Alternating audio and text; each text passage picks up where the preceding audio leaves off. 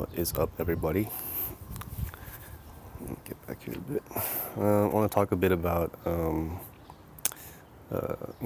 pulling together and, having a boat that pulls together and, feels good, right?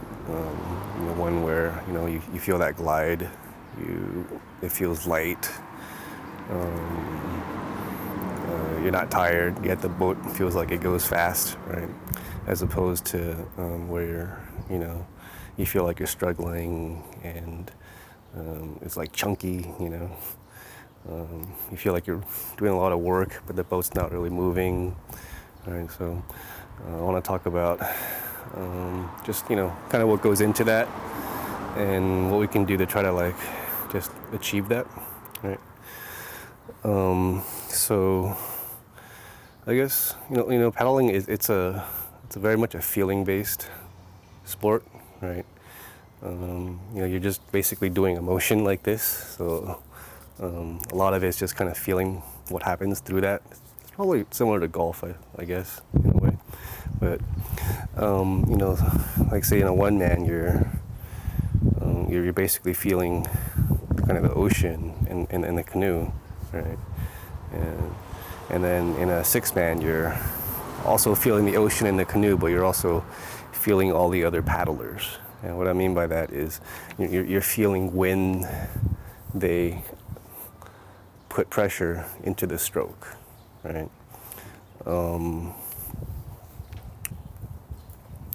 Now, ideally, right, you have six people that, put a lot of pressure through a long stroke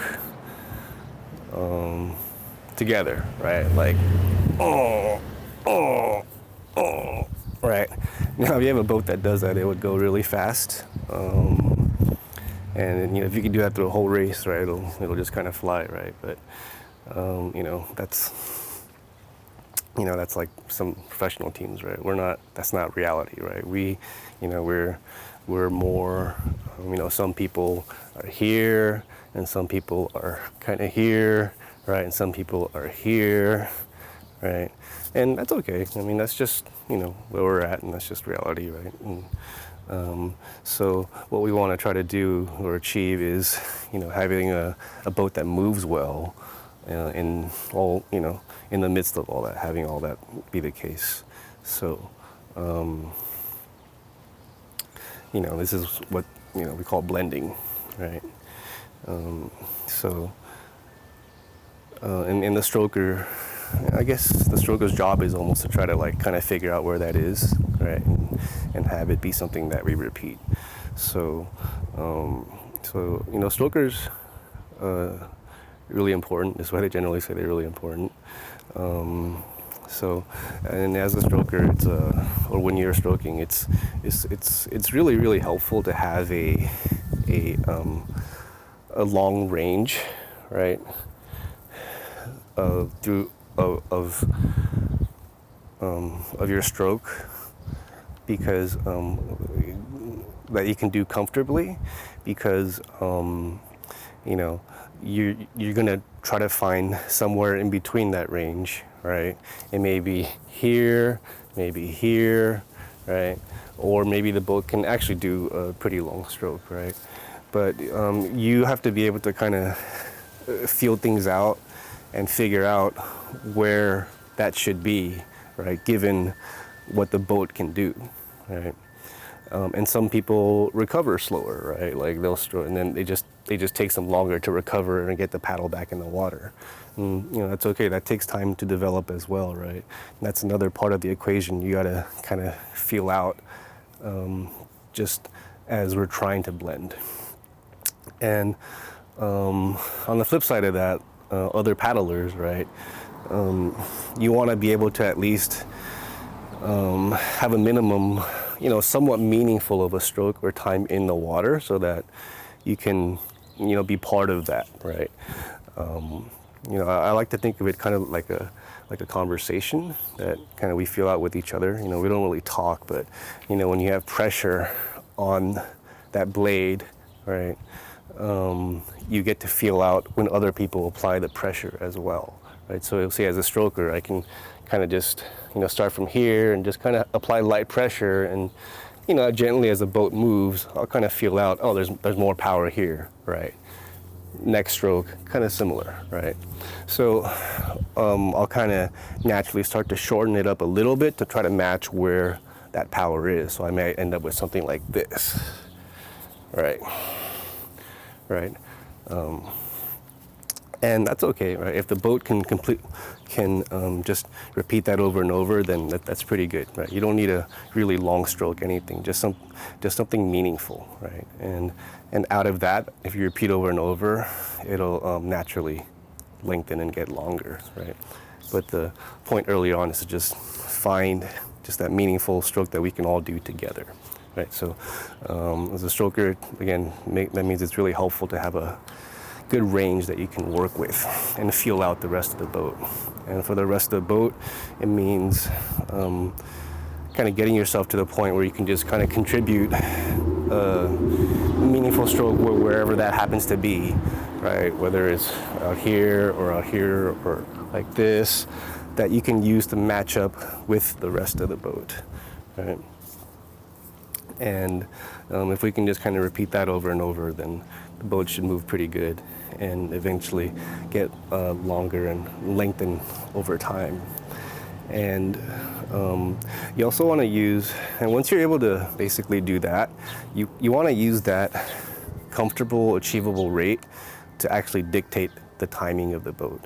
Like, you don't want to force the timing of the boat because, sometimes it just doesn't go that fast or that slow. You want to be able to go wherever it comfortably is at and have that be the rate.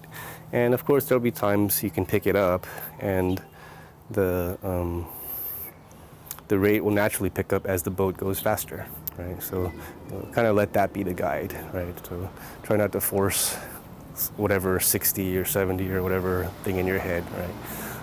It's more of a feeling out where the comfort zone is for the whole boat. So the way you basically kind of do that is, say you have your stroke, right? The overall feeling is you kind of want to relax, but not be too relaxed, right? You want to be relaxed to the point where you can engage your, basically the power core of your body, right? But not so relaxed that you're kind of loosey-goosey, right? Too loose. So, and that's kind of like a part of just a focus thing, right? You kind of just have to like remind yourself to do that. And the more you remind yourself, eventually it just becomes second nature and you don't have to remind yourself so much anymore. You just do it, right? At first you want to basically engage, right? And think about really engaging that power core, because that'll eventually translate into your feet, right? And as you're doing that, as you're starting the entry into the water, you really want to start to feel the pressure of the blade through your upper body, right? And then if you think about engaging, again, your power center, that kind of naturally happens if you just kind of relax a bit, right?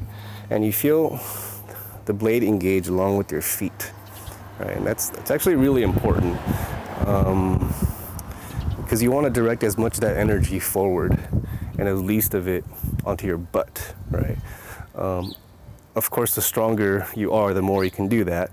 And that's what makes the boat go fast, but most of us, right, can't really, maintain only pressure on the blade in our feet. In fact, nobody can, right? But the key is you want to be able to maintain some amount of pressure from the blade to the feet through the whole stroke, and whatever's left over goes into the seat, right? And as you're doing that, you're basically just kind of paying attention. You don't have to apply a lot of pressure. Only a very little pressure is necessary. The point is to find where the rest or the other people in the boat engage that pressure, right? Maybe further up here, maybe here, maybe here. The point is to find that wherever that is and repeat that, right? And a note about where the blade is in the water. I'm sorry, I don't have a paddle with me today, so I guess try to imagine another bend going, like 15 degrees going this way, right? I know a lot of times we say, you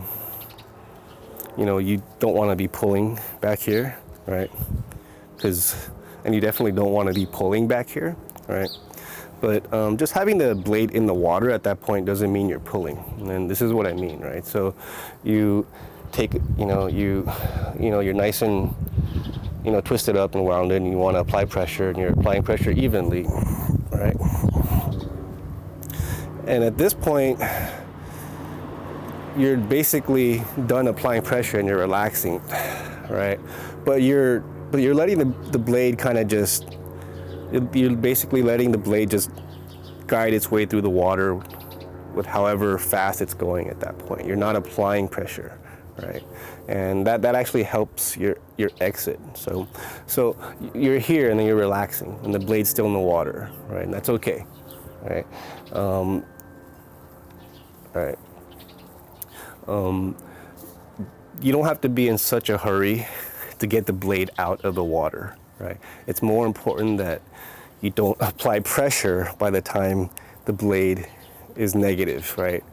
You're just relaxing at this point. And in fact, it helps you feel out, the boat when you just kind of keep it in the water and just have very, very light pressure just to, stay connected, right? And then, you don't want to spend too much time outside, because when you don't have the connection with this in the water, you lose overall stability, right? And just get it right back in. Again, apply light pressure and just feel out this pressure and energy go through your core and into your power core and into your feet, and just kind of let it happen, right? You don't need a lot of power at all, right? And by the time it's here, you're relaxing. You're not applying pressure. You're just relaxing and letting it ride. That's what we call letting it ride, right? And it's just gliding along, right? And then you just set yourself up again and just go ahead, right? Engage the core. Do the same thing. Get the pressure, and then, right, you're relaxed, right? And then get it out there again. So, we kind of want to repeat kind of something like that, right? And having a mental focus definitely helps. So, once in a while, you definitely just kind of want to just check in, feel where things are. Like, paddling is it's very rhythmic, and you do kind of want to zone out a bit, but you don't want to completely check out either, right? You do want to like mentally check in with yourself, see where you are, see how things feel. And this is important, especially on the stroker side, because you're going to be adjusting depending on just conditions and where the paddlers are at, and try to keep things kind of smooth, right? Not devolve too much, and that requires like focus and attention, right? Okay, one thing to add, well, you might be thinking, no matter what, you're just kind of at this stage, whether it be you're tired or for what reason, you can only maintain, like, it's toward the end of practice, you can only maintain a short stroke. That's all your body's going to give you at that moment, right? That's okay, right? That happens to all of us. So what you want to do at that point is, you want to reserve a little bit of focus just to see where the boat is at. Like here's an example I'll give. Let's say, you're in a, you're with like some musicians and they're all playing their instruments and stuff, and you only know how to clap, right? So that's all right. What you want to do is at least you want to make sure you clap in time, right? Like 1 and 2 and 3 and 4, right? And what you don't want to do is do 1, 2, right? Right. That's when things are not happy, right? So just maintain a little bit of focus so that you can do your short stroke on time, right? And then just don't, if you don't have any more power to give, that's okay. Just let it linger, or just let the boat ride, and then just make sure you apply that your stroke on time with when the boat is applying the pressure as well. Right? And that's all.